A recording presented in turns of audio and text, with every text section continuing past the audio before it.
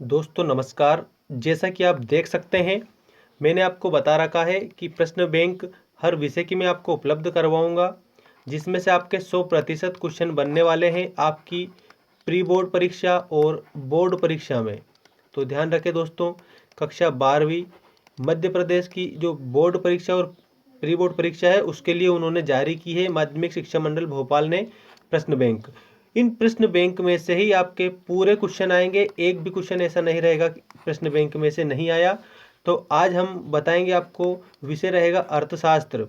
ये आर्ट्स वालों के लिए और वाणिज्य संकाय मतलब कला और वाणिज्य संकाय के लिए जो अर्थशास्त्र है सेम है। ठीक है, तो दोनों के लिए ये वीडियो है। आप वीडियो को लास्ट तक ज़रूर देखना और चैनल को सब्सक्राइब नहीं किया तो चैनल को ज़रूर सब्सक्राइब करें, क्योंकि आने वाली जो अपडेट है वो आपके लिए बहुत ही ज़्यादा मोस्ट इम्पोर्टेंट होने वाली है। और ये देख सकते हैं कि आज हम आपको अर्थशास्त्र विषय का प्रश्न बैंक बता रहे हैं, जिसमें संपूर्ण प्रश्न बैंक मैं आपको बताऊंगा। और आपको इसके अलावा, ठीक है, आपको इसके अलावा किसी में से याद करने की आवश्यकता नहीं है। पूरी प्रश्न बैंक के जितने भी क्वेश्चन आंसर है आप उन्हें देखकर और अच्छे से उन्हीं को याद करें, क्योंकि ये जो प्रश्न बैंक है ये माध्यमिक शिक्षा मंडल भोपाल के द्वारा जारी की गई है। और इतनी रियायत इसलिए दी है क्योंकि कोविड-19 के कारण। तो आइए स्टार्ट करते हैं। प्रश्न बैंक कक्षा 12वीं मध्य प्रदेश प्री बोर्ड और बोर्ड परीक्षा। ये देख सकते हैं, ये आपकी ब्लूप्रिंट है। नई जो ब्लूप्रिंट है ना, उस ब्लूप्रिंट के आधार पर ही ये प्रश्न बैंक बनी हुई है। और इसी प्रश्न बैंक में से आपके 100% क्वेश्चन आएंगे। और जो ये चल रहा है ना वायरल पेपर, ये वायरल पेपर यही वायरल पेपर है, मतलब कि उन्होंने पहले ही प्रश्न बैंक बना दी है। तो आइए देखते हैं। सबसे पहले बुक फर्स्ट व्यष्टि अर्थशास्त्र एक परिचय, जिसमें से आपकी यूनिट 1 है। ठीक है, इसमें कितने नंबर का? 5 नंबर का प्रश्न बनेंगे और वस्तुनिष्ठ प्रश्न आएगा 1 और 4 अंक का आएगा एक प्रश्न। ठीक है, तो वस्तुनिष्ठ प्रश्न मैं आपको बता रहा हूँ, देख सकते हैं आप वस्तुनिष्ठ प्रश्न भी। सबसे पहला प्रश्न आपका इस प्रकार है, व्यष्टि अर्थशास्त्र का अर्थ है। आपके 4 ऑप्शन है, विशिष्ट आर्थिक इकाइयों का अध्ययन, संपूर्ण अर्थव्यवस्था का अध्ययन, कुल राष्ट्रीय आय का अध्ययन या इनमें से कोई नहीं। तो जो व्यष्टि अर्थशास्त्र है ना, इसका आपको अच्छे से याद रखना है कि जो विशिष्ट आर्थिक इकाइयों का जो अध्ययन है वो ये व्यष्टि अर्थशास्त्र में किया जाता है। और व्यष्टि और समष्टि अर्थशास्त्र आपका चैप्टर फर्स्ट है, याद रखेंगे।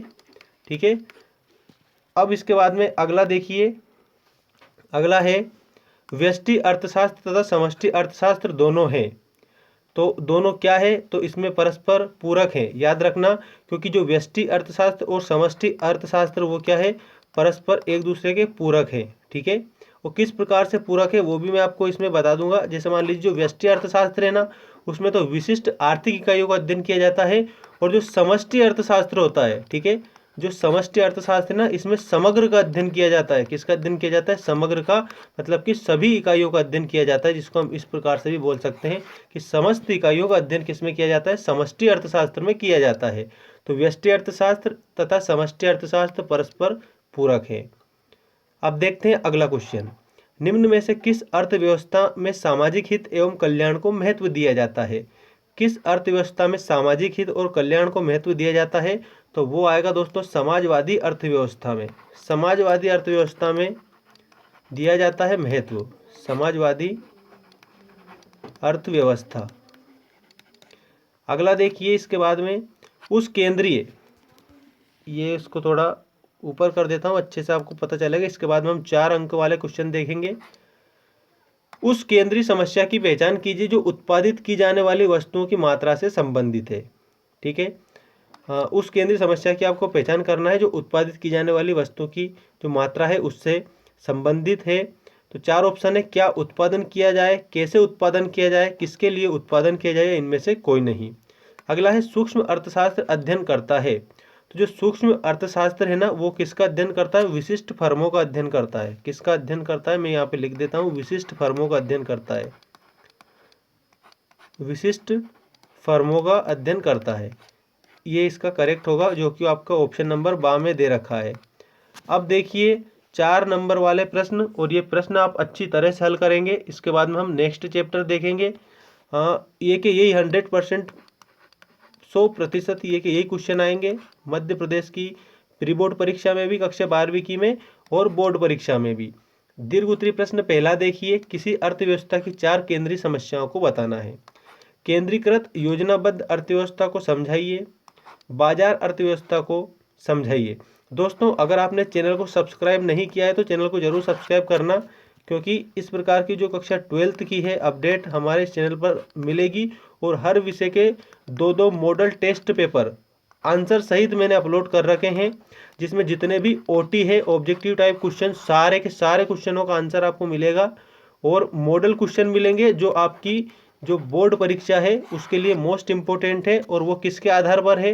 वो क्वेश्चन बैंक के आधार पर ही है। किसके आधार पर है? क्वेश्चन बैंक जो जारी की है ना, इसी क्वेश्चन बैंक के आधार पर है। अगला क्वेश्चन देखिए, बाजार अर्थव्यवस्था को समझाइए के बाद में केंद्रीकृत योजनाबद्ध अर्थव्यवस्था तथा बाजार अर्थव्यवस्था में अंतर बताइए। इसके बाद में सकारात्मक तथा आदर्शक अर्थशास्त्र में अंतर बतलाइए। व्यष्टि तथा समष्टि अर्थशास्त्र में अध्ययन का जो अंतर है वो आपको बताना है। व्यष्टि अर्थशास्त्र का महत्व लिखिए। इसमें कोई 4 आपको महत्व के बिंदु लिखना है। कितने बिंदु लिखना है? कोई 4 बिंदु लिखना है। और एक बिंदु का 1 नंबर रहेगा। इस प्रकार से 4 नंबर का क्वेश्चन है। ठीक है, अब हम देखते हैं उपभोक्ता व्यवहार एवं मांग। इसमें से कुल नंबर 17 नंबर रहेंगे। ठीक है, अब मैं आपको पूरे क्वेश्चन बता रहा हूँ।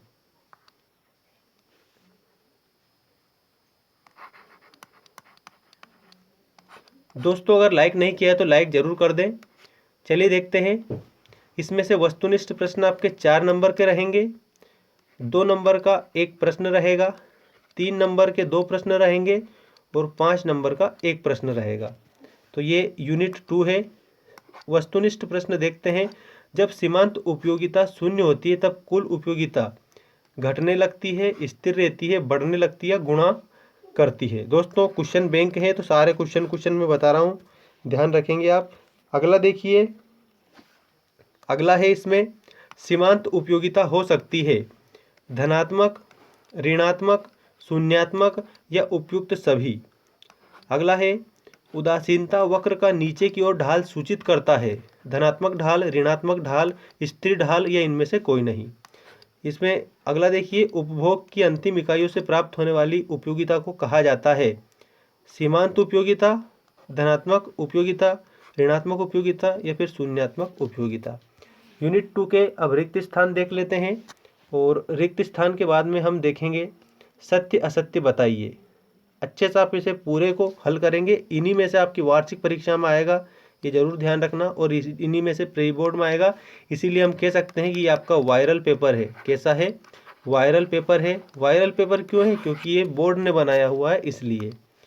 चलिए अगला देखेंगे, 1 नंबर का है ये। कुल उपयोगिता खालिस्तान का योग होती है। अगला है उच्च उदासीनता वक्र खालिस्तान संतुष्टि को दर्शाता है। नंबर 3 देखिए, उपयोगिता खालिस्तान की आवश्यकता को संतुष्ट करने की शक्ति रखती है। मांग का नियम खालिस्तान कथन है। जब वस्तु की मांग से परिवर्तन कर उसके मूल्य में परिवर्तन से कम हो तो मांग की लोच खालिस्तान होगी। ये आपके रिक्त स्थान है।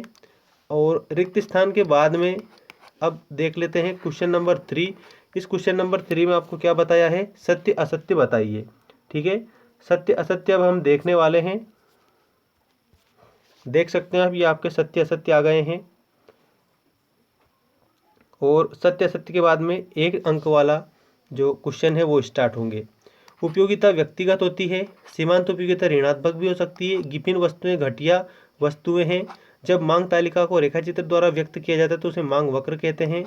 मांग वक्र दाएं से बाएं की ओर झुका होता है। क्वेश्चन नंबर 4 देखिए, एक वाक्य में आपको उत्तर देना है। ये 1 अंक का है। जब सीमांत उपयोगिता शून्य होगी तब कुल उपयोगिता कितनी होगी? बजट रेखा का दूसरा नाम बताना है। विलासिता की वस्तुओं की मांग की लोच कैसी होती है?